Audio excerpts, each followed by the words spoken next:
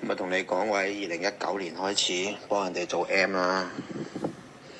咁其實嗰陣時係由我好返，然之後要幫人做 M，成個過程，跟住成個人生就開始轉變咗。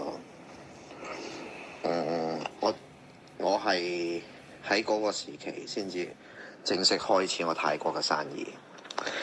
而泰國咧大麻業務咧係利潤係一啲好高嘅生意嚟嘅。即係如果我唔知你對做生意有幾多認識咧，例如做大麻係一年係50幾60厘嘅回報嚟，即係100萬投資一年翻50-60萬，即係唔係翻係賺啊！即係嘅利潤係賺50-60萬嘅，咁即係100萬投資嘅一啲咁嘅生意嚟。咁所以我喺開始咗呢個做 M 呢個緣分之後咧，其實個天已經派晒嘢俾我噶啦，佢已經令到我得到好多我從來冇諗過得到嘅嘢，甚至佢係斷咗我窮根添。咁所以因此佢俾我有更加多嘅時間。點解我可以一日見咁多人咧？以前我又冇做 YouTube， 但係點解19至到24我可以做到600人咧？係因為我係全時間咁樣全心全意，每一日都喺度見唔同嘅病人。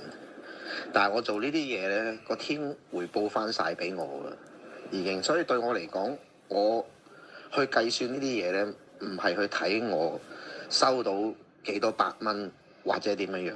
對於我嚟講，係點樣令到呢件事可以行得更加好啦，幫到更加多人啦，行得更加遠啦，俾更加多人知道啦。呢啲先至係我重點要去諗嘅嘢。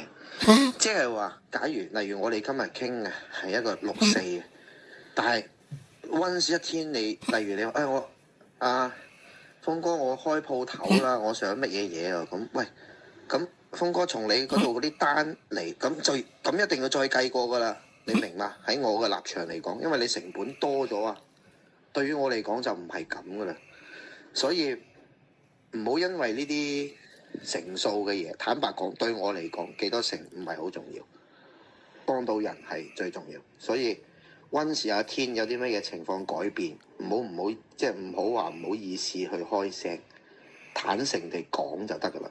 因為呢一啲喺我眼中唔係一啲咩嘅利益，佢後面嗰個意義係大啲嘅。